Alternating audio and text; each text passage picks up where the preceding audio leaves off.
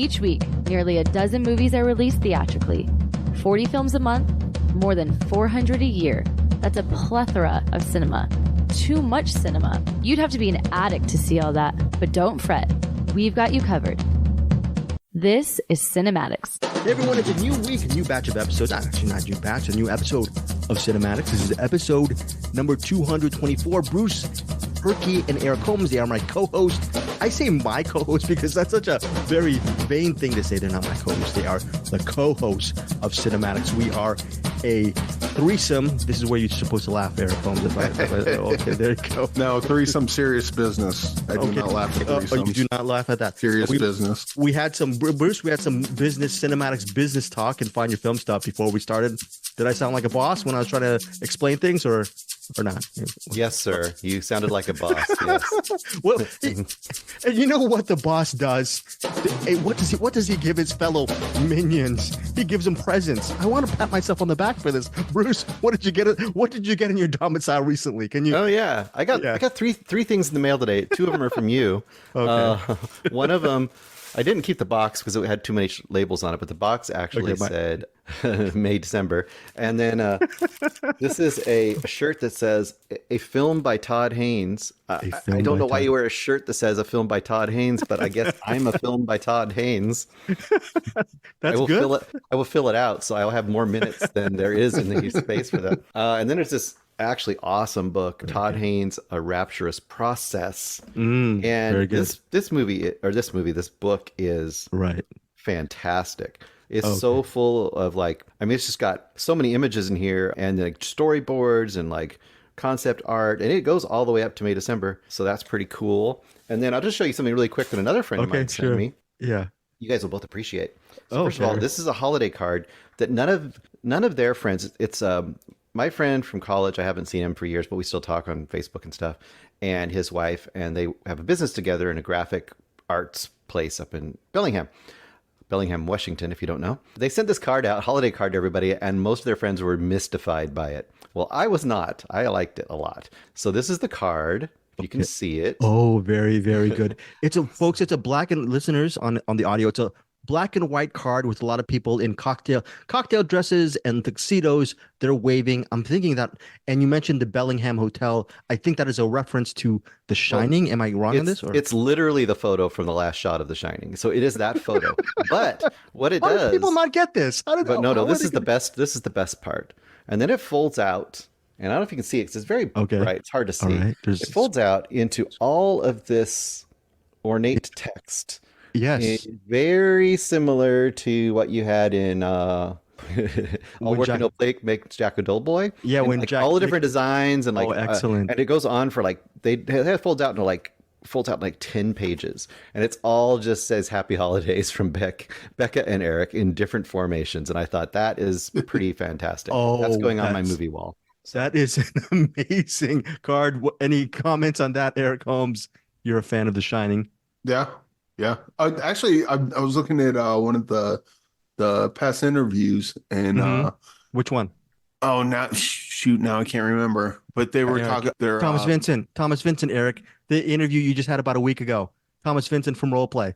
He mentioned that The Shining is his. I think it's one of his all-time, if not his all-time favorite movie. The reason why was he grew up on it. He did not grow up on the U.S. version. Him being of, I don't know what part of Europe he was from, but he mentioned the European cut, which is I think at least 20 minutes shorter. He was used to that growing up, and then when he got the DVD and saw our domestic cut, he was thinking, saw the Zack Snyder version, and he was like, "What's this?"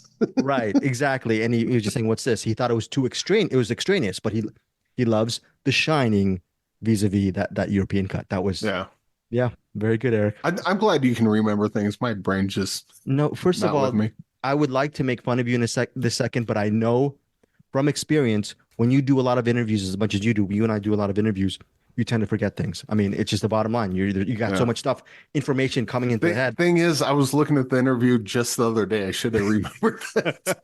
I'm trying to save you there, Eric. So anyway, speaking of Thomas Vincent, you can check out Eric Holmes' interview with Thomas Vincent. I will be putting that interview up later this week. He is the director behind a new Prime Video movie called what, Eric? What is it called? Let's see if I can. No, it's called the Role Play, and it's we talk about that now, or No, we'll talk about that later. It stars okay, co-stars David Oyelowo. I don't know if I'm pronouncing the name correct. Oyelowo. Yes, and Yeah, it Kaylee sounds like you're Cuoco. saying it wrong, but I guess that's how you say Oyelowo. it. Yeah. Oyelowo. Yeah. So we'll figure that one out. Maybe Bruce will take a crack at it. Just he hasn't seen the movie, but maybe he'll try. How do you pronounce David Oyelowo? No, No, I'm not even going to try. Leave it to you. Leave it to the okay. experts. Okay, and Callie Cuoco. I think Cuoco from The Flight Attendant. She's also in that movie role play Prime Video on Friday. By the way, we're recording this on Wednesday. You're going to be listening to this on Friday morning. The reason why is because of the good folks at Prime Video. They put I'm just putting everyone's business out there. The embargo for role play is 8 a.m. Friday morning Pacific time. So that's why we're recording on Wednesday. But here, listeners, thank you for supporting us on CinemAddicts. You're probably listening to it starting here on Friday, January 12th. So that's role play. Bruce, how's the last week been for you as far as movies? You're taking a challenge via Criterion. Can you tell our listeners what this challenge is? And I bet a couple of members of our group have actually taken up that challenge as well. Yeah, and I don't know if Criterion Channel posted this. I think they might have. I know that there's an official challenge that was thrown out there as kind of a New Year's resolution-y kind of thing. So I know a lot of people are doing it. And what it has things like, in fact, I can go back and just give you the kind of a quick idea of what's in it because I made a Google Doc of it. But it'll basically has 52 different categories. So the idea is you'd watch 52 Criterion movies throughout the year, but you could pick different movies that are Criterion movies that fit into the category. So you kind of have some leeway there. And what I'm going to do is try to pick one of the categories and check it off per week and not I guess, drown myself in Criterion movies. But we'll see. If I don't care. I'm not that hardcore about this kind of stuff. But so, for example, this week I did for the category 1950s movies. So it has all the decades. Then it has things like Anthony Bourdain's top 10. Pick one from that. Audrey Plaza's top 10. Pick from that. So stuff like that. But I did 1950s movie A Face in the Crowd by Elia Kazan as this movie's Criterion watch. How was that watch for you as far as picking that movie as far as the first challenge? Why was that your first pick for that challenge? First of all, you're supposed to, if you can, try to pick movies you haven't seen. So this is one of those movies that has a couple things. First of all, I've never seen it. Second of all, I heard a lot of buzz about it from a lot of movie podcasts and people that I listen to. I think fairly recently Anderson talked about it, and it's just kind of been on my radar for the last few years, and I just thought this is a great chance to make myself watch that movie. And it is a fantastic movie, 50 years ahead of its time. Such an easy watch for a 50s movie. It's so great. And if you've only seen Andy Griffith as the Andy Griffith you kind of think of in the Andy Griffith Show or Matlock, or even No Time for Sergeants, which is one of his early movies, kind of the country bumpkin. This is the over-the-top, crazed influencer. I'm going to steal from Joseph Bridges. He said this is the first use of influencer ever in a movie, and it was done in 1957. This movie is all about, kind of in the way that Network was all about, kind of the, I guess, selling out of the networks to every power and business power that be, to the detriment of humanity. This is kind of taking that shucks wisdom, right, that they always try to push and promote with lots of folk hero type people, and they take this guy literally out of a drunk tank, and he's vaulted into superstardom, and kind of how it ruins him and ruins everybody around him, and is kind of just this. It's an amazing satire on American culture, and it flies even today. It's fantastic. We have to mention also the screenwriter is the great Bud Schulberg. Bud Schulberg being the author of What Makes Sammy Run. Movie also co-stars Patricia Neal, Walter Matthau, Lee Remick, and Anthony Franciosa, who, by the way, plays this character named Joey De Palma. I interviewed Anthony Franciosa way back when for the DVD release of A Face in the Crowd, and I had him. I got to find that DVD somewhere. He signed my DVD copy of that. Rest in peace to Anthony Franciosa, and I love that movie. This is one of those movies that I think what would be your rating to this? That's for my recollection. This is a 5-star perfect Elia Kazan film. I don't think you go lower than 4.5, Bruce. Where do you go? No, I'm 5-star classic on this movie. This movie is so rewatchable. It's so vibrant. It's so fantastic. You know, a lot of times movies like that, I mean, I'll talk about one later, that there are some aspects of it that are dated, and other than it's black and white and the references are dated, nothing else about it is dated. Even for its time period, it's very daring. I mean, there's lots of innuendo about stuff going on that is not sugar-coated at all. It's amazing. It's a great movie. It really is a great movie, and Elia Kazan, Bud Schulberg, Andy Griffith. One of the things that really surprised me about the movie was how Andy Griffith, he had a great career, like you just said. Yeah. But from this role, I'm surprised he didn't do tons of darker, layered material. No disrespect to him, because he has talent coming out of the friggin' ears on this one. The really weird thing about this, and I don't know if you have this feeling, it's like he retroactively did a parody of his own persona. Like, because that's dark, Bruce. That's so dark, Bruce. That's like dark web, dark stuff. He's most famous, well, other than maybe Matlock for some older people, but I would say most people, the thing that he's most known for is the Andy Griffith Show, which is like down home, country, nice guy, good small town, southern sheriff, just this aw shucks wisdom, right? And this movie, before that even existed, did that exact character and skewered it. And the fact that he did that before he did the other character is really mind-blowing. You have to wonder what was going on in his head, because we're talking about, and when you think of Andy Griffith, you think about small town, Smallsville kind of situation, like you said, even Matlock, right? Homespun stuff. But there is a darkness to him. I mean, he could have taken, Rod Steiger, Lee J. Cobb. I'm thinking of these kind of really great character actors that Andy Griffith, he's a leading man, but he had those character actor kind of chops for a face in the crowd. So do you have any other Criterion Challenge categories that you're going to tackle next that you're thinking about, one, maybe? Yeah, the next week's what I'm planning on tackling, along with catching up a bunch on 2023 movies that I missed. I think next week I'm going to do the 70s Criterion movie. I'm going to do Mikey and Nicky, which I've never seen. Okay. Directed by Elaine May, starring, I believe, Peter Falk and maybe John Cassavetes, if I recall. That is correct. I believe Brian Bishop and Anderson Cowan talked about that on the Film Vault. I've seen it. I don't know. Have you ever seen that movie, Eric Holmes, Mikey and Nicky? May? It doesn't sound familiar at all. It's a very interesting movie. It doesn't really completely work for me, but I would love to see what Bruce thinks about it, because when you think of Elaine May, you think May Nichols, you think Ishtar, you think of, unfortunately you think of Ishtar, but I hear that's not such a bad movie, but she's just a very intellectual, intelligent filmmaker, actress, and you leave with Walter Matthau, who's of course in Face in the Crowd, but Mikey or Mickey and Nikki, whatever, she spent years editing that film. That was a huge labor of love for her. I believe she's, by the way, she's still alive. I don't know if you knew that, Bruce. So that is it. Before we get to our features, we're going to actually give a little bit of some props to our fellow CinemAddicts Facebook group member, and giving those props is Eric Holmes. Eric, did you want to say something to comment, thoughts on something that a visual piece that actually portrayed you and Bruce and me in I don't know what kind of light it is, but it was cool light, I thought. The poster was floating around the CinemAddicts Facebook page for some movie called, what was it called? The Interviewer? Yeah, it's called The Interviewer. Ryan Smith. Thank you, Ryan Smith. He actually did a mock-up poster. I don't know, maybe there had some Vertigo touches to it. I don't know what it was. I think it was for not The Beekeeper. What's the one that came out last week? The bellhop or the butcher, the bookkeeper. I don't know. Who knows what that is? It was the guy that did Fort Fairlane. We were talking about him last week. Oh, okay, right. Yes, Randy Harlan. Yeah, Randy Harlan. Oh, okay. The Bricklayer, something like that. There you go. Yes, the Bricklayer. Yes. Yeah. Okay. I think it was that poster with our heads put on there. I gotta say, I look like an action star on it. So thank you, Ryan. And thank you, Ryan. That was a sort of he was poking the bear, Bruce and Eric, for their reviews of the Godfather films. I'm not going to leave myself out of this because I said the Godfather Part 3 doesn't exist. So I was just in cahoots. Yes. I'm going to send that poster to Scott Adkins and go, see, look, I can be an action star too. Put me in your movie, kick my butt, and we'll be good. All right. Well, thank you, Ryan Smith, fellow CinemAddicts Facebook group member. Please, listeners, if you want daily movie recommendations or just conversations or insights, not just us three, there's some really great members of our CinemAddicts Facebook group community, including Angie Clark.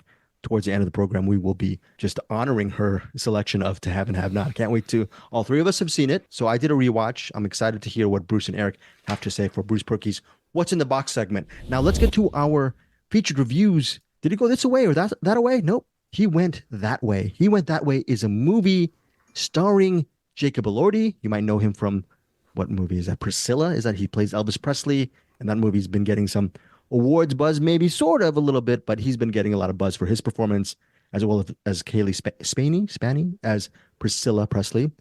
So Jacob Elordi is in this, and also Zachary Quinto is in it. And it's based on a true story. And Zachary Quinto plays this guy who named Jim. And Jim is a very interesting fellow because Jim is a guy in his late 30s, early 40s, driving a vehicle with a chimpanzee named Spanky at the back of his vehicle. And he sees this. Is this a remake of Any Which Way But Loose? No, you're not even close. So what happens is Jim and that chimp, they actually stop by a gas station where he sees a drifter, a tall, lanky drifter named Bobby, played by Jacob Elordi. Bobby is, not only is he a drifter, there's something very off about him mentally. You can tell that he might do something to the gas station attendant. There might be a very violent moment that's going to happen because supposedly it looks very dicey. So what Jim does, sort of as a good Samaritan, is he tells that guy Bobby, that drifter Bobby, hey, do you need a ride? I'll take you down to wherever you need, and everything should be fine. So Bobby takes a ride with Jim. Essentially, the rest of the movie is a road trip of them eventually getting to, Bruce, if I recall, like maybe Chicago. It's based on a true story, and Bobby is a killer. Okay, his character is a killer, and you're trying to figure out whether Bobby is going to kill Jim, who is obviously an animal trainer. He's training that chimp, Spanky, and it's about their relationship. And you're trying to wonder if Jim is going to get out of this incident alive. And again, it's based on a true story. I don't want to actually say what happens. You guys can figure it out on Wikipedia and looking up, he went that way. The only thing is, at the end of this movie, whether you love it or not, I suggest you stay for the end credits. So Bruce, you take it away regarding he went that way. I think whether you like this movie or not, the actual story itself, for me, was very fascinating. So what do you think? First of all, you buried the lead. Jacob Elordi is actually most famous right now for his role in Saltburn, where he is most known for seasoning a bathtub. I'll leave it at that. But yeah, this movie had all the ingredients to be really interesting, and for some reason, it just really wasn't very interesting. There's a few things that kind of meandered, first of all, to me. And I know it's supposed to be this shaggy dog road trip, right? Where you have guy just trying to cope with possibly a homicidal hitchhiker that doesn't really want to go away. And the chimpanzee in the back is this odd addition because you have this whole element of the chimpanzee. And then from there, you're just going kind of from place to place, waiting to see how it'll play out. Now, for me, this is one of those movies that works. It kind of hinges on how much either the events going on from place to place are interesting or how much the characters are interesting. And both were kind of not super interesting to me. I kept wondering, why the Zachary Quinto character didn't leave at certain times or stayed at certain times or what his mentality was at certain times. I didn't really feel like I fully understood Jacob Elordi character. I mean, I know he's supposed to be kind of a sociopath, a sociopath that could turn on a moment. So I get that part of it. They kind of threw in some little flashbacks to kind of show what he has done in the past, but it didn't really illuminate me on him as a character. Even if it's an unpredictable kind of crazed character, I still want to feel like I kind of know what they are. And then the other thing that was highly highly distracting to me was the chimp that wasn't real. The fake chimp throughout the story was very distracting to me. And it wasn't a CGI chimp. I give him credit for that. It appeared to be a person in a suit, but I just couldn't get over it. Every time I saw it, it just distracted me. But things like that. And then there was a moment when the chimp is first revealed to the Jacob Elordi character, he acts like he's never seen a chimp before. He's like, what is that thing? And he's freaking out and everything. I'm like, okay, come on now. Everybody in the world knows what a chimp looks like.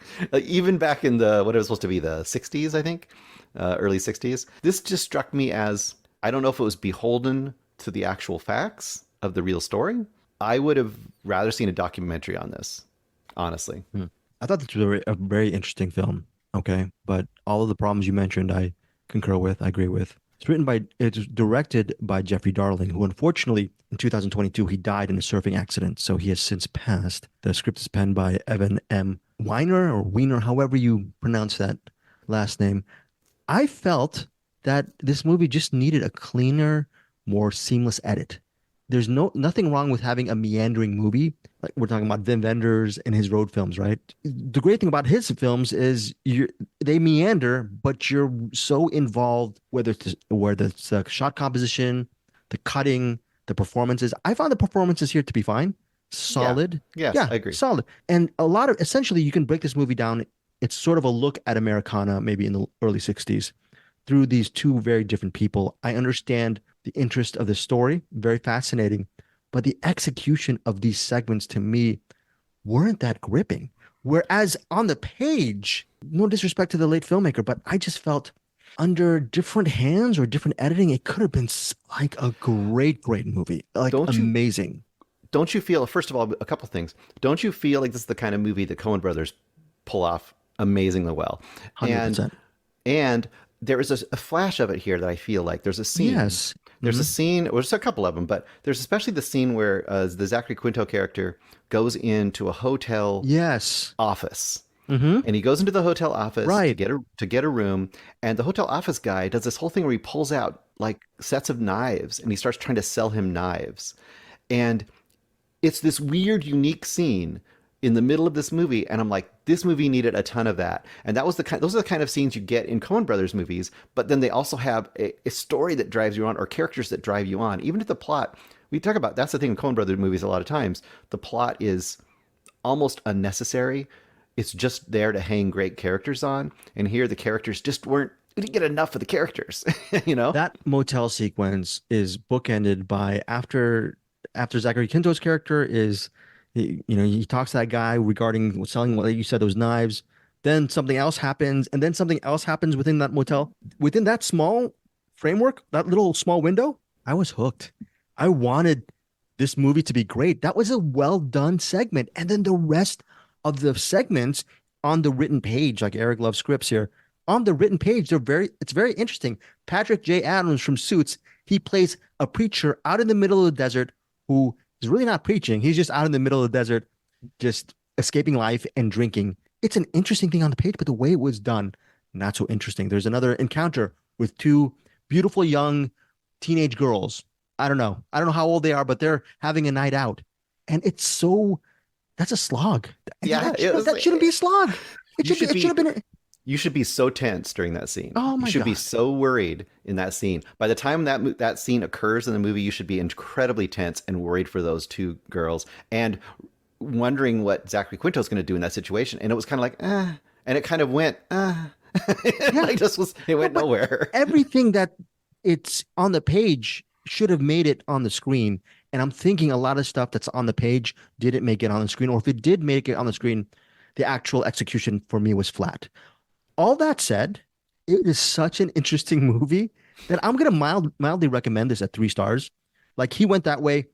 If you, Spanky the Chimp, by the way, real animal. And I actually want to research a little bit more about this story. The killer, real. That animal trainer, real. And when you find out what happens to that animal trainer, very fascinating. So just based on the historical stuff, the solid performances, I give it a mild recommendation of 3 stars. What about you, Bruce? I can only go 2 because I really don't think it's enough to recommend. I would recommend they make a documentary on this, and then I'll watch that, and it'll be actually very entertaining. I'm sorry, but that's about all I can do. Would you watch that? Would you be I would. Okay, because you're I honestly interested. I didn't research it that much. I'm almost hoping that I hope someone will make a documentary of this, because I would eagerly watch a documentary of this and be interested to see how it played out, because I can kind of guess some things, but I have a feeling it's going to be more interesting for sure. Okay, so that is our first feature. He went that way. Here's a good thing. 3 stars for me, 2 stars for Bruce. But the good thing is my voice is going to not exist anymore for this next segment. It's going to be spearheaded by Eric Holmes, who has been chilling for the last 5-7 minutes. Destroy All Neighbors, Eric. What is this movie about? Is it interesting? January 12th on Shudder. Good title, but is it a good movie? Well, quickly, as I was being quiet, I was looking up Jeffrey Darling. He's also a cinematographer. Shot the music video for Ice House Electric Blue. Awesome song. cool video. Yeah. And he was a cinematographer for Young Einstein, for any fans of Yahoo Serious. But who co-wrote Electric Blue, Eric Holmes? Who's the co-writer on that? That was John Oates. Of course. Yeah. Him and the singer for Ice House were noodling around. They wrote this song, and the singer's like, "So you're gonna use that for Hall & Oates?" It's like, I don't know. He's like, "Well, you better figure it out, because if not, we're using it for Ice House." That is very cool. Now, I love that song, Electric Blue. I don't know about you, so Bruce. Probably, I think me and Eric outvote you, Bruce, on Electric Blue. You remember Electric Blue? Remember, Bruce? I'd have to look it up. I'm sure I remember it if I hear it, but I could sing it for you, but then Greg would have to cut it out, so I'm not gonna. Okay, so Eric, what is Destroy All Neighbors about? And take it away. It's kind of a cross between The Voices with Ryan Reynolds, with like a little bit of freaked kind of tone put into it. The Alex Winter movie, which Alex Winter is in this. I believe he plays two characters. He plays one character he's unrecognizable. I didn't even know it was him until I looked it up after. I was like, I wonder who the guy is that played that. And then Alex Winter shows up later on as a kind of a cameo role, more or less. Anyway, this guy, he lives with his girlfriend, and they live in an apartment, and everyone around him kind of takes advantage of him or bugs him in some sort of way. He's annoyed by it, but he doesn't want to do anything about it. And then this guy, Vlad, played by Alex Winter, unrecognized. Like, he's wearing so much makeup, like you won't even recognize him. He moves in next door and he starts getting really loud.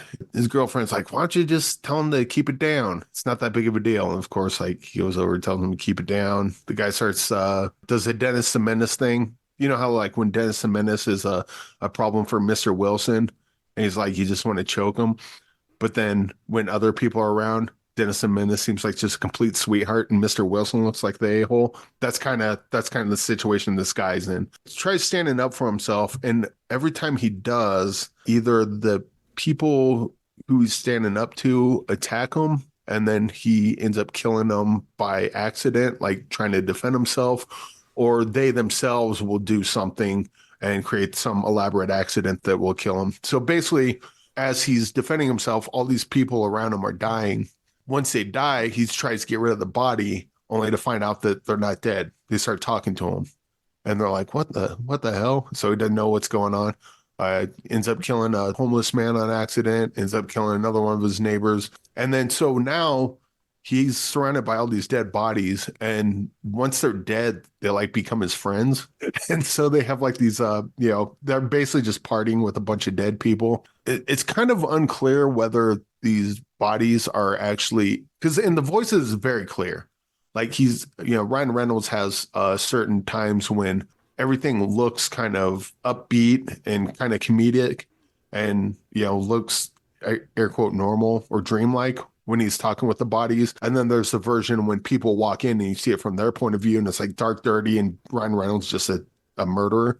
It doesn't really do that here. It's kind of unclear whether the bodies are actually talking to him or if he thinks they are. It's kind of leaning towards they're actually talking to him. They just stay quiet when other people are around. But either way, the movie's very funny. And if you like I mentioned, the movie Freaks, like that kind of tone, or like Tromaville or the Guar movies, it's got that kind of humor to it and that kind of fun to it. I'm not sure what else to talk about on this, but I liked it a lot. I definitely watch it again. Yeah, this movie is just like designed for me, right? It's like tons of practical effects, like imaginative practical effects. I like a lot of the people in here. Jonah Ray, I know him a lot from, he was in a Mystery Science Theater like reboot, and he was in Nerdist. If you ever listened to Nerdist podcast back in the day, he was on that. Alex Winter, of course, I really like him in Freaked and Bill and Ted. I guess probably most famously those two things. Freaked kind of was lost for a while, but I think Freaked has resurfaced now and is pretty easy to access. Kumail Nanjiani, a bunch of those people. And then I ended up absolutely hating this movie. I hated this movie. Really? I hated it. It was so, first of all, it just didn't work for me at all. I hated the main character. You know how you sometimes hate the main character? Like Beau Was Afraid, which I love. Yeah. I kind of hated the main character. I hated the main character. I just did not sympathize with him in the least. It was something about this movie, the tone just didn't work for me. It was like screaming at me constantly. And I like a good, loud, crazy movie like Evil Dead or Dead Alive, all these kind of special effects laden, like crazy, wild movies. This movie just was like screaming at me to try to tell me how funny it was. And I was not digging it at all. It was just distractingly loud, obnoxious, annoying. And for me, it was aggressively unfunny. I was hating my life watching this movie. Well, Bruce, you need to conform to my thinking because that's what rock and roll is all about. Conformity. Okay. Bruce, it's 85 minutes. Was that 85 minutes too long for you? Was it a huge slog? Was it tough getting through this movie? It really was. By the time I got to about a third of the way through this movie, first of all, when Vlad appeared, Vlad is the main neighbor that starts all the trouble that he kills first, who is played by Winter. I hated the way he was playing him. It was over the top in a way that was obnoxious to me. It just grated on me so hard. This is like, you know how Adam Sandler movies, sometimes they just hit you right. And sometimes they're just as obnoxious as can be. This was on that side to me. And I like some Adam Sandler movies that people think are obnoxious. I like Little Nicky. I can't defend it. I like Little Nicky. So Bruce, sorry, Eric, go ahead. Okay. I was going to say, I understand what you're saying about the main character, and normally I would hate that character, but I think that was kind of I think where I kind of give him a pass on this is that's the point. Like, it's him. He starts off that way, and throughout the movie, slowly overcoming that, so I can kind of deal with that. But whereas like other characters of like him in other movies, they start off that way, they stay that way. There's no growth there, and it's like, dude, get over yourself. Like, you know, but I was definitely like clawing at the screen early on. It's like, dude, just grow a pair and do something about this. But then once he did, that's when everything goes. I'm surprised you don't like this. No, I'm extremely surprised about it. Yeah. Bruce, on the counterpoint, and to Eric's point, do you, as much as you hated this movie, can you see how it can become beloved by others, meaning that it might not be your type of movie, or this is like, hey. I mean, I suppose it's just like, I mean, like, I love Psycho Gorman, but I know a lot of people don't like that style at all. And to me, you could compare them and say they're the same. To me, they're not. I think Psycho Gorman is witty and interesting and clever, and this movie is just like punching you in the face. Like, wasn't that funny? See how he flew at the screen at you? It's like, so that's why it just didn't work for me. But I can see, once again, it's comedy, right? Or comedy and horror are a lot of it is taste and like the flavor that you like or don't like. And this one, for me, I do not like this flavor at all. It makes me want to vomit. It's terrible. Well, another thing I liked about it is the end, where, because one of the things he's trying to do is write his prog rock opera, I guess, or a prog rock album. I really love the music in this. Hate it, or nothing? Did not either. Jesus. No, what the hell's wrong with you? And once again, it's like a Tenacious D. It's another example. I love Tenacious D. Did not like this. Hated it. Well, Eric, Destroy All Neighbors. You're talking about the prog rock. If it's on, I mean, are you going to listen to the music after watching this? Because you said you like the music. Yes. Well, okay, so this is something like, if it's on your phone, you're gonna listen to it. Okay, because you're a prog rock fan. Is that it? Like, no, I just like the music. It reminded me of kind of like Bill and Ted's version of prog rock, I guess. But I still dug it. What is your rating? I go 5 stars. I definitely watch this again, and I guess I got to. Oh, hold on, Eric. 5 stars. I know. I throw this around too. 5 stars is like a really high rating. That's like 5 out of 5, right? And it's a 5-star movie because it's just. I mean, it's not 6.9, but it's still 5 stars. Is pretty good. Pretty good. Okay, Eric Holmes. And no, this movie was just really fun, and I guess to Bruce's point, like, definitely, like, if it's not your kind of humor, you know, that's subjective. Like, stuff I find funny, Bruce thinks is unbearable. So I guess from that perspective, I guess I could get it. But yeah, I like this movie a lot. I rewatch it again. Yeah. Oh, and you said you'd definitely watch it again. Okay. Wow. What a divide. Bruce, are you going to be nice? I mean, we've been doing this for 3.5, 4 years. You got to throw Eric a bone? Maybe give it 3 stars, 3.5 stars, a little bit. Go on half a star. I was trying to be a pat. I was trying to, like, wow. So we both gave it a 5. I gave it a 5. I gave it a 0.5. That's kind of the same, right? Half a star for Destroy All Neighbors. Wait till Ryan Smith listens to this episode. I don't know what he's going to come up next with the poster. Yes, Eric. You have just boosted the watches of this movie incredibly by our stupid. The fact that I gave it a 5 and Bruce gave it a 0.5, isn't that kind of textbook 3-star banger, though? No, I mean, yeah, that's kind of good. Who knows? You know what? Let's figure out what people went to. You see it on Shudder on Friday. Hit us up. Is it a 5-star film?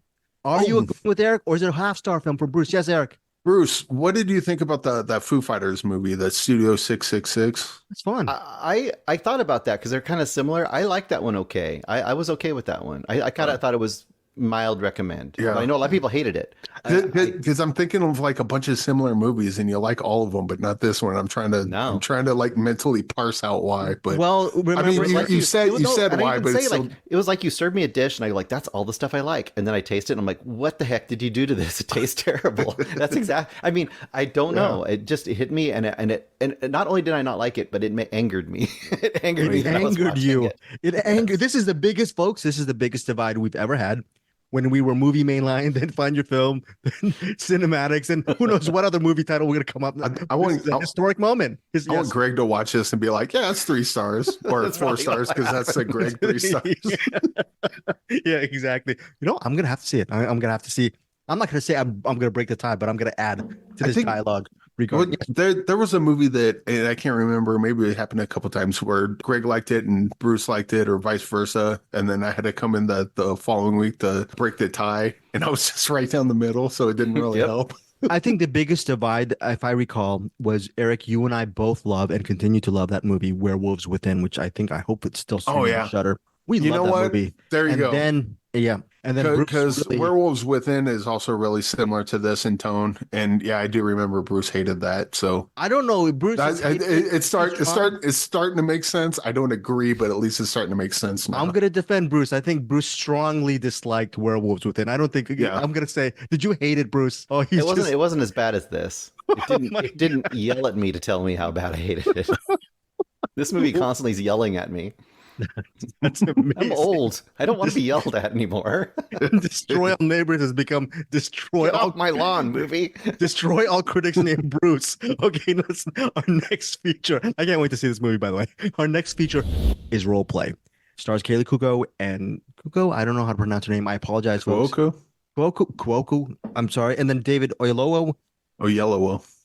Okay, so you want me to do the... Okay, so Kaylee, she's an assassin. It's already okay. It's not a spoiler. The beginning, she takes out an intended mark. After she's taking out the intended mark, she goes back home and she's a suburban mom and with a career, supposedly a career where she jets around all over the place, and her 2 kids, and her husband don't know she's really a cold-blooded assassin.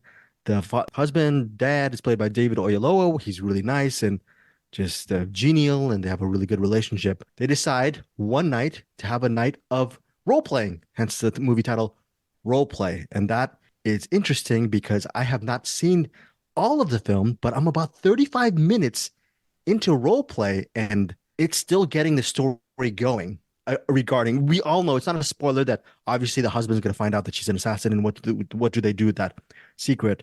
But I'm 35 minutes in, and so far I'm really enjoying this movie.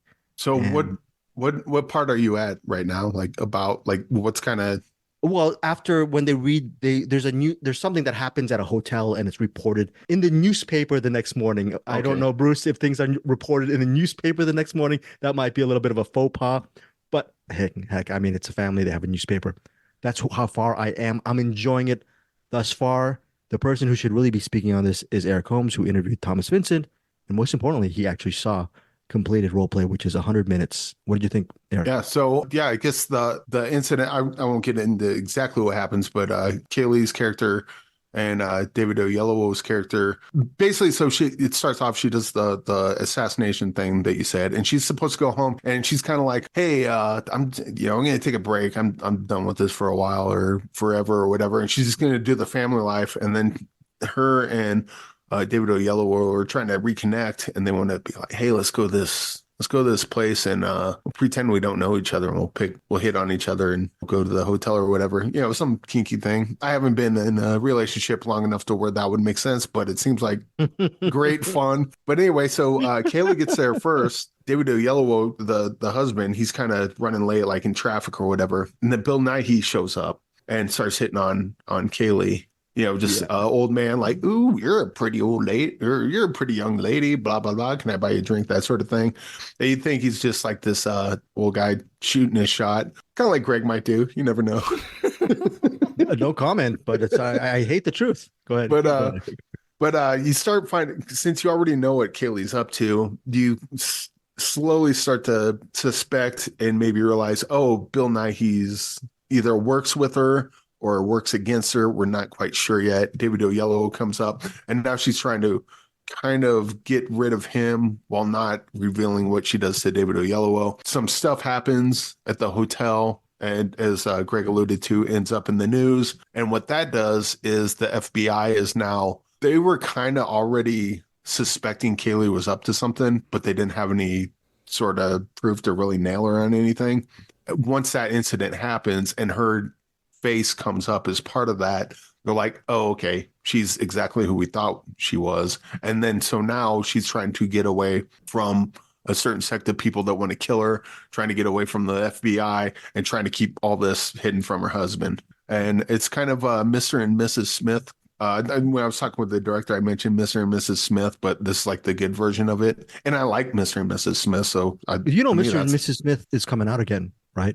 On Prime Video. It did. It's called Role Play. It's coming out this week. Oh, no, but in all seriousness, what is that? Donald Glover and someone else, I forgot her name.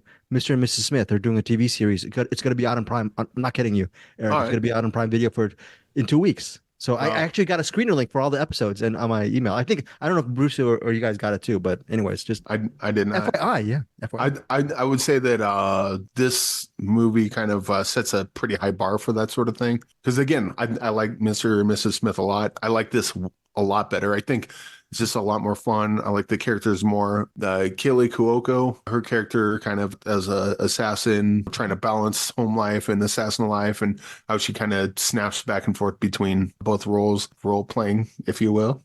I thought she was really good in this, and yeah, it was a really fun kind of spy assassin. It's kind of like The Killer, but like funny. Well, okay. And not at all like The Killer. Eric, if someone says, well, I was gonna say that's nothing like The Killer. Eric, if someone says, hey, role play, it seems like a breezy, fun action kind of comedy, yes. Empty calories. Is it, you feel that it's more than empty calories? What makes it more substantial than sort of a forgettable thing that you stream for about 95 minutes to 100 minutes and you just don't think about it 2 seconds later? Because it seems like you have more weight to this movie. I mean, I don't think Empty Calories is off. It's not like trying to solve the world's problems or like point out any social ill going on in the world. It's just a fun assassin, Mr. and Mrs. Smith type movie. And in fact, like, we talk about like watching like really heavy movies that or like documentaries where it's just complete bummer. This is one of those movies that you can put in this is the kind of movie that, what was that movie with Wonder Woman and Ryan Reynolds and The Rock? The Red Notice. Yes, love that movie. The Gray Man, whatever. Gray Man. Like, this is the movie that those movies are trying to be. Like, where Gray Man and Red Notice try to be like these kind of fun sort of action thrillers. This one actually is fun. The characters are great, and I just loved it a lot. I'm excited. Bruce might give it half star. That's fine. But I'm liking it so far, right? I'm liking, so it continues on that very good pace as I'm 35 to 40. Yeah. If you're, I would say, if you're enjoying it so far, you're going to enjoy the rest of it. And I would say the same to anyone. Like, put on a role play. If you're like half hour in, like, I hate it, then bail. But I don't see how you would. This move's just way too fun for that. Very cool. Again, the interview with Roleplay director Thomas Vincent will be up on our CinemAddicts podcast feed later in this week. Well, we actually probably this weekend because we're putting this up on Friday. But Eric, what is your rating on this wonderful film? I'll probably go 4 stars on this, maybe even 4.5. Where does the pendulum swing, Eric? Like 4.25. You know what? I'll go 4.5. 4.5. I'm feeling generous today. Okay. Because like watching Destroy All Neighbors and Role Play, like, I think just both movies in general were extremely fun, and both of them like were a nice change from the bummers that we've talked about in the past and some bummers that we will talk about in the future. Oh, right. Yeah. Right. Definitely some bummers we'll talk about in the future. And by the way, bummers Doesn't mean they're bad movies. Usually great movies. Sometimes you need a little palate cleanser, and I think both these movies fit that role. Okay, before we get to our box movie, we're going to do some quick recommends, some sort of very quick lightning rounds. I think the first lightning round will be Bruce's mini review or just thoughts on 20 Days in, I am mispronouncing this, Mariupol, I think. Mariupol? Yeah. Yes. What is this? Hey, talk about a bummer. A good movie that's a bummer. This is like the poster for that for sure. I might have brought me up a little bit though from Destroy All Neighbors, just slightly. Jeez. Anyway, this is directed by Mstislav Chernov. It's about the best I can do with that name. And this was suggested, I think I saw Mitch Burns mention this and a couple other people on our Facebook page. Mitch said that he watched it and hadn't cried more, but thought it would probably be the winner of the Oscar for international or for documentary, probably. I don't know if it's even nominated, or I don't think they put out nominations yet officially, but it could be. It's the kind that they like to nominate. This is as harrowing and sad and infuriating as you might suspect, but it's also quite good. Basically, it just follows an AP reporter who's in Mariupol. And I don't know if you remember when when Russia started invading Ukraine, they went to several fronts. And Mariupol is like the southern coastal city that they basically put under siege like almost immediately, because if the Russians took over Mariupol, essentially they have a pathway across that little strip there to get to, I forget what it connects to, but it connects to another area that they wanted to get to. And this movie basically, it starts on day one, as you might suspect, as the AP reporter is there it's just almost all the time is from the camera point of view. And you just see how a city is almost destroyed and put into just total apocalypse almost in 20 days. And it's a lot. And it goes from, there's a couple moments that really will strike you and a lot of moments that will really make you upset and sad, especially stuff involving kids. So be warned. It doesn't flinch much from any of that stuff. But something really simple that struck me early on, there's a scene where a woman is walking towards them and crying. And it's like, they're going to attack. And she's all stressed out that they're going to attack. And it's before the attacks have really happened yet. The AP reporter is comforting her and saying like, no, just go hide in your basement and it'll be okay. And they come across her later and things are way worse. And you just see like, wow, even they were not really seeing the devastation to come. And a lot of the stuff also takes place in a hospital that's slowly being encroached upon, and seeing how hospitals are just running on nothing except the will of the few doctors that are trying to keep people alive and using rooms for morgues and stuff like that. It's a lot. I think it's pretty universal. It's what you see in lots of wars throughout the world. If anything, I wasn't weeping as much as I was angry throughout it. You know how there's things that are considered war crimes? I do not understand how any sort of bomb whatsoever isn't a war crime. I don't understand how those are allowed to be used in any way, because say what you want about, what do they say, like targeted, trying to get just an exact target with a bomb. You can't. Bombs are going to kill civilians, and bombs are going to kill children, and bombs are going to kill people who are, quote, innocent, although you can argue about a lot of people being innocent. It's a lot. But if you are interested in that conflict and you want to see something that's got insane access, this is a pretty great documentary. It's in a lot of places. You can rent it. Also, I think it's Frontline. It was made by Frontline, so you can find it for free on their site on YouTube. So you can watch it anywhere you want. Is that how you did it, Bruce? Mm-hmm. Yeah. Okay. Rent, purchase it, or go on Frontline and check it out there. Yep. For free. So 20 Days in Mariupol. And what is your rating on this, Bruce? 4.5. 4.5 stars on 20 Days in Mariupol. This is a recommendation that deserved more than a very quick flash review. So I'm glad that you talked about it, Bruce. Definitely. Yeah, and to Eric's point, this is one of those that you go into with eyes wide open. You're gonna feel like you need a palate cleansing afterwards. Not to be jokey again about the other movies, but yeah, find something light or empty calories that make you happy after this. So okay, all right, thanks, Bruce. Now, this will be a flash round because Eric Holmes. First of all, let's start with the qualifier. Michael Mann. Just I'm going to do some word associations. Give me a word after I say a Michael Mann film. Thief. Great. The Keep. Double great.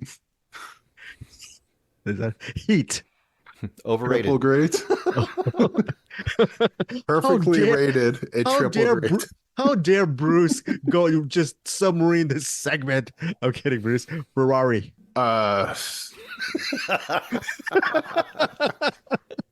Look, okay. Destroy all neighbors. No. Eric, you like a lot of Michael Mann's films. Yes. Well, how about Public Enemies?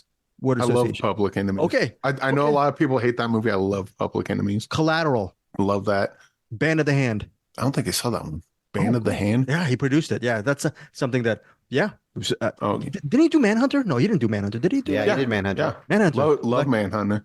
Manhunter was one of those, it took me a while because I was so used to the Jonathan Demme, the Silence of the Lambs, that when I saw Manhunter, I was like, this is weird. I'm like, that's not Hannibal Lecter. That's not Anthony Hopkins. But like once I got into it and watched it a couple times, I kind of grew on it. And I think I like Manhunter more than Silence of the Lambs.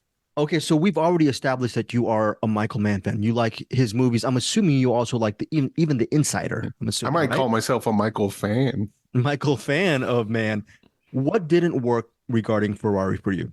I think same deal with Gran Turismo. Ford v Ferrari exists, and that's now the bar. And neither Gran Turismo nor Ferrari has cleared that. Now Ferrari does, and first of all, Ferrari's different story entirely. Like it's, Ferrari's Enzo Ferrari is in Ford v Ferrari. Gran Turismo's about the video game people racing, that whole thing. But they're all three are kind of like in the same kind of ballpark.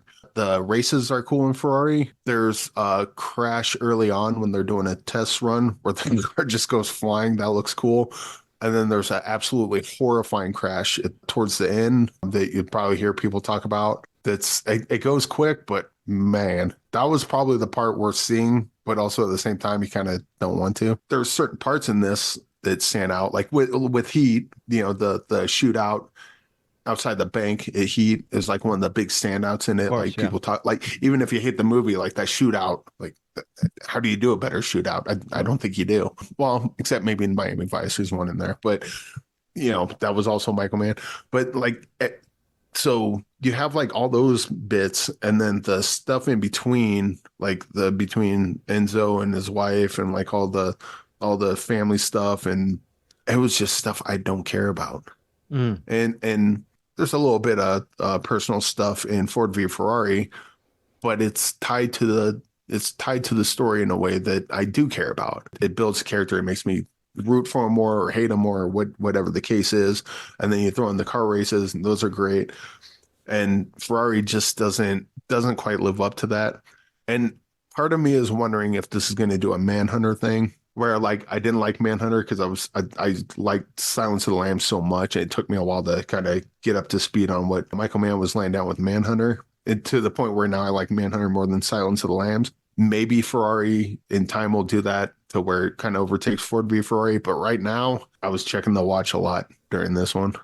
Okay, rating on Ferrari, not a good one for you. The races and the crashes and that horrifying one, if the one is, probably elevates it to 2.5. I will say they covered it on the film wall. Yeah. No, well, they covered it on Film Vault. It was Anderson and Avery. I think they're kind of on the same level as me, where they didn't really work for them too much. Okay. But Mitch Burns and Ant, they covered it on the Hollywood Persona. Yeah. Mitch Burns was kind of like but Ant really liked it. So maybe listen to that, listen to what Ant thought of it, and maybe you'll lean more towards him. I don't know, but this was a movie, and it went on and on and on. All right, so that's 2.5 stars for Eric Holmes. Did not like Ferrari, and that is it. 20 Days in Mariupol from Bruce got 4.5 stars. That is it for our recommendation. As every single week, what we do is we have some really great musical interludes from our buddy Peter Beta over at the Middle Class Film Class with Tyler Noe and Joseph Navarro. Eric Holmes, what do you love so much about listening to Middle Class Film Class? They got the podcast, yeah. They were prompting me to tell them to drop something. I don't know.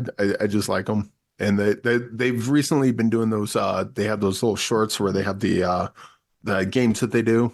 Yeah, like the director games, and we'll give you a name of movie that it used to be called, and what's it what do we know it as? That's always fun.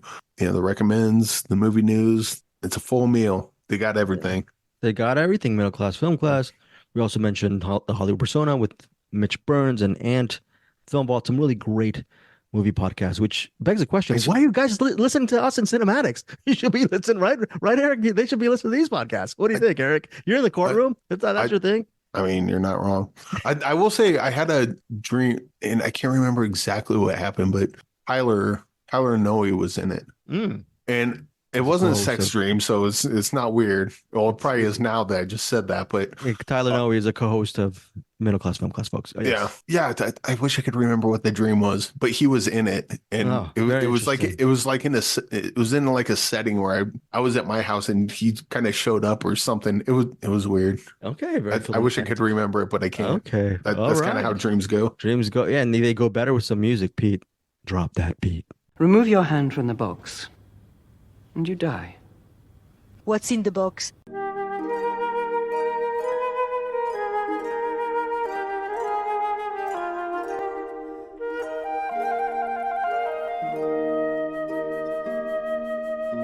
Pain.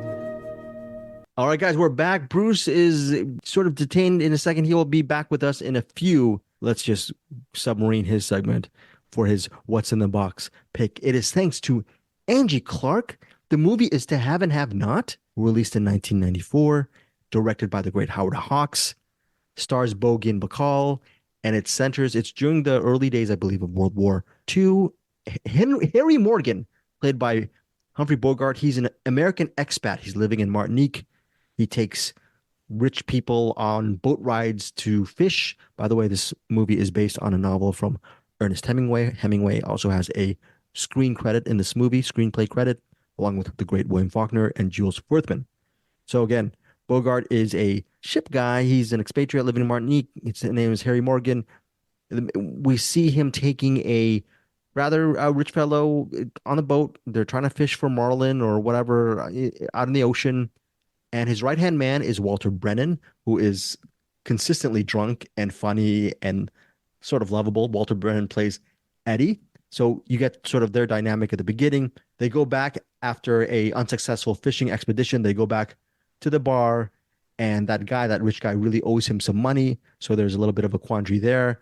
Also, what's really cool is Harry Morgan, there's a bar, and it's really cool. He lives in a bar in town, and there are steps from the bar that lead up to just a series of rooms. And he lives in one of those rooms. On one day after that fishing expedition, he bumps into this beautiful young woman. She's 22. Her name is Marie Browning. Bogart, played by Lauren Bacall, Marie Browning, but she's not called Marie Browning for most of the movie. She's called, quote unquote, Slim. Bogart, like as Harry Morgan loves to call Lauren Bacall, Slim. So she's sort of a mysterious woman, and you don't know why she's suddenly in Martinique for the day or maybe a couple of days. Also populating this story is Hoagy Carmichael, the great composer. He plays the piano player in the bar. His character's name is Cricket, and that's it. There's some very interesting dynamics because Bogart's character is pressured into transporting a French resistance leader to Martinique from an area. So he doesn't want to do this operation until Bogart's, or aka Harry Morgan's, life, as well as the life of Slim and his friends, they get in danger unless he pulls off this operation. So that's essentially the plot line behind To Have and Have Not. Eric, is this your first time watching this film? Sort of. So I started watching it last night, and I meant to finish it today before the podcast, but I forgot what day it was, so I did not finish the second half. I got up to about the part where, so he just Humphrey Bogart's character denies helping the people, and then shortly after there's like that shootout in the bar, and it's probably like a couple minutes after that, so I haven't made it very far. So far, I dig it, but I haven't seen enough of it to really. I guess the only thing I will say is Lauren Bacall. Early on, she's singing along with the piano player. Yeah, Hoagy Carmichael, right? Was that her singing? Because that sounded like not a female singer.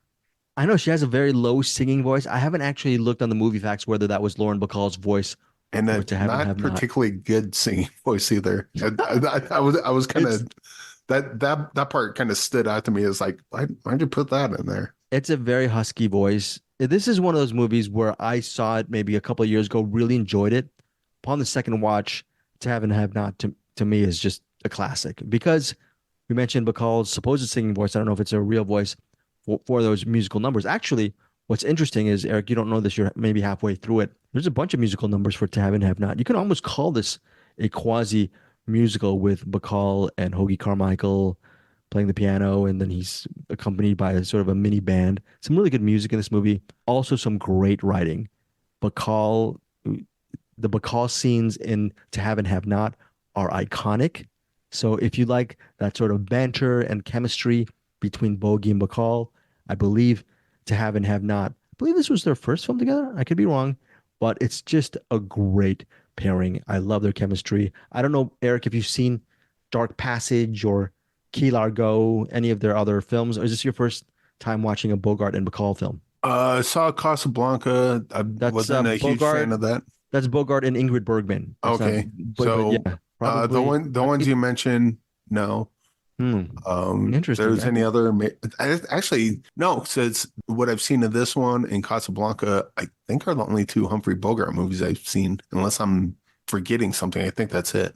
Oh, okay. Interesting. But To Have and Have Not, there can't be a rating for Eric because you're only halfway done. Yeah. You're going to probably do a rewind and tell us what you think of the movie. I'm giving it 5 stars. This is a classic for me. Yes, Eric? Did you mention that this was co-written by William Faulkner? Yeah, I mentioned. Yeah, William Faulkner is one of the screenwriters in this. Based on an Ernest Hemingway novel. That I knew. I'm looking at the IMDb. I was like, ooh, William Faulkner. The whole thing about Bogart's, this is one of Bogart's most likable characters, and Bacall is fascinating in this film. And I really love the music. You talked about liking the music earlier in that prog rock thing, Destroy All Neighbors. I love the music here in To Have and Have Not. And it's just a really well done film. Howard Hawks, the director of Scarface, and Rio Bravo. Love Rio Bravo. Yeah, Howard Hawks is a great, I think he did Bringing Up Baby. Howard Hawks is considered just a icon as far as cinema goes. He's done so many different genres, and I think this is probably one of Hawks's best films. It's a perfect film for me. Bruce, we were talking about how Eric is only halfway through To Have and Have Not. I mentioned the plot summary, and I was mentioning how this could almost be a musical because of all the Hoagie Carmichael and Lauren Bacall numbers. That's a whole different kind of dynamic there. And this is, I think, a must watch, especially if you want some sort of knowledge of Hollywood history, but Hollywood history that is enjoyable, meaning the witticisms or the dry wit of Lauren Bacall's lines along with the lines of Bogart. I think this was a 5-star film for me. It's just on the second watch, I think I probably would have rated it lower, but on the second watch, it's so amazing to watch. Did you feel that high on To Have and Have Not upon your first watch?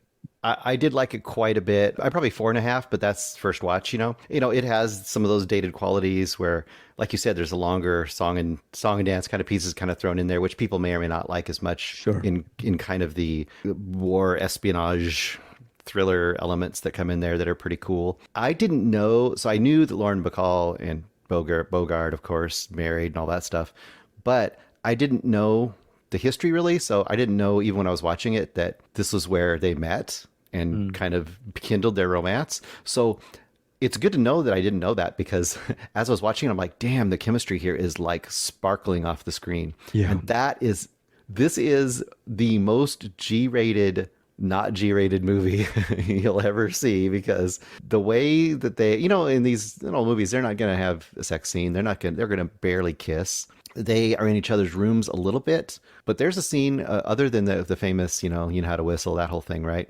Just blow. There's a scene where she sits on his lap and then she kisses him, and you're just like, my gosh, these two, if they're not in love, they're the greatest actors ever. I mean, you could tell something's gone. Just the way he called her slim and stuff. It's quite something. So I think for that alone, to see, they talk about screen chemistry, and you're like, what does that mean? Watch this movie and you'll see what it means. It's amazing. Look, and I think the chemistry between Bogart and Walter Brennan is on point as well. Yeah, Walter Brennan's great, and he's great in a lot of movies, but he's pretty top notch role for him. Yeah, this is a great Howard Hawks film. I think this is thank you, Angie Clark, for suggesting this for Bruce Perky to pick it out of his box, and I think it's just a great selection. I don't know what else to say about it. This has, like you said, espionage. This has comedy, suspense. It's got to be one of the best like knockoff movies ever made, right? Because it's essentially a knockoff on Casablanca with one of the main actor of Casablanca, and it's like, let's just remake it somewhere else and not call it Casablanca. And I can't think of many other knockoff movies that are within like a few years of the movie that made it famous and having it be such a great movie. So it's pretty fantastic. You even had Sam, right? This time he's called Cricket, and he's not black. It's almost a straight ripoff. I mean, it really is, but it's a ton of fun. And there's some really great weird little scenes in here too. Like there's a scene where they have to do surgery on a guy in a basement, which is amazing and doesn't need to be there, but it's a really great scene. And I was thinking when I was watching it, the other woman who's like the wife, Dolores Morgan, right? Yeah. And I was thinking when I was watching her, I'm like, wow, she's really beautiful. Who is this starlet? And then I'm reading like, oh yeah, Howard Hawks was trying to hit on all. He was known womanizer. Of course, he was trying to hit on all the women. And originally he was trying to get Bacall. He was trying to cut her role down because he was having an affair with the other woman. And then Lauren Bacall was just too good. They couldn't do it. They had to keep her. He was one of those Gray Fox type of guys, just those debonair directors. Yeah, that's one term for it. That is another term might be creep. Yeah.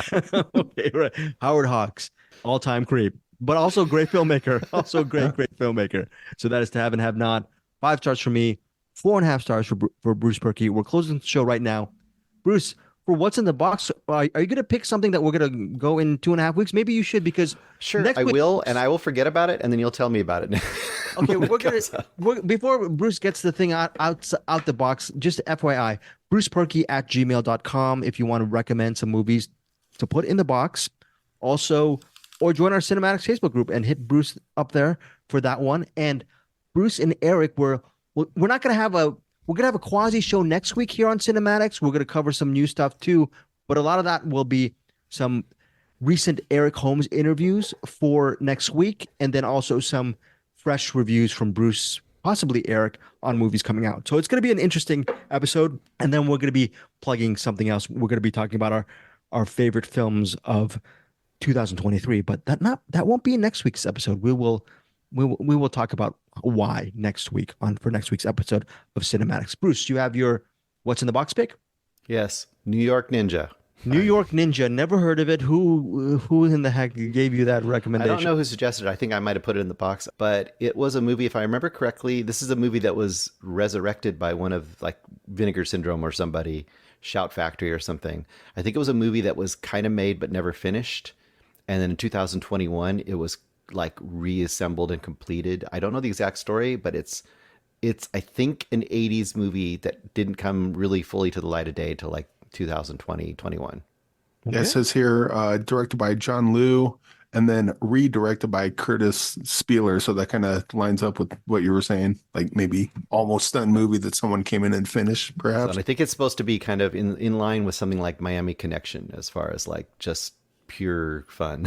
Cynthia Rothrock is in it. Oh, Cynthia Roth. Oh, I'm sure you've seen your share of Cynthia Rothrock movies growing up, right? You love those. And Jeff Speakman, The Perfect Weapon, all of these type of actors that I'm sure Bruce never paid too much attention to back in the late 80s and early 90s. But Eric, I'm sure Eric Holmes probably would one day just wants to do an entire episode devoted on Michael Ironside movies. That's kind of or Sho Kosugi movies. How about that? Definitely Sho Kosugi movies. I'd be cool with some Michael Ironside movies though. Okay, we got to do. Well, the reason why I say this is because we started off Movie Mainline with Luce Lacow, and he's a great guy. So we did that for a little bit, and then we transitioned over to Find Your Film Podcast, and now, Anderson left, but he's never really left. We love you, Anderson. We always love you. You're always part of the team. Then Bruce and Eric moved over to CinemAddicts. So we've had all these sort of podcasts over the years. The only thing, my little pitch to you listeners is, if you've been a loyal listener to CinemAddicts, thank you so much. We are continuing to remain on this program, but the business I was talking about before we started recording the episode is, please, if you can, subscribe to our YouTube channel, Find Your Films. I will leave that link on our thing. Just become a subscriber, help grow our community that way, because that will house both the Find Your Film podcast, the CinemAddicts podcast, and a lot of different movie stuff that we're doing. So unfortunately, Eric does not want to grow our subscribership, because how many subscribers do we have right now on Find Your Film? Find Your Films? Do you know, Eric? I believe it's the perfect amount, 69. 69. Hopefully, all you subscribers, you're at the perfect amount. Perfect amount. But obviously, we need 1,000 subs to get to have all that cash roll in, Eric Holmes. So do you want that big mounds of cash that we're going to be rolling in with 1,000 subs? As Bruce pointed out, we can always get to 690, and then 69,000, and then 69 million. Very good. So, glass half full, Eric Holmes. Very good. There's always new frontiers to cross. Yes, new front. And thank you guys for sharing those new frontiers that we cross cinematically on a given week. Eric Holmes, final thoughts? One thing, well, first of all, there's a movie called Bliss that's going to be playing Slam Dance, I believe. I think I said Sundance last week, but it's actually Slam Dance. Okay. Keep an eye out for that. If you can go to Slam Dance, if I believe that's on January 19th. Be sure to check out Bliss. And I believe Slam Dance is also doing a similar thing that Sundance is doing, where once they play, they'll have like the Slam Dance channel where you can go and watch the movie. But keep an eye out for Bliss and Virgil Bliss, along with the interview that will come shortly before after its premiere.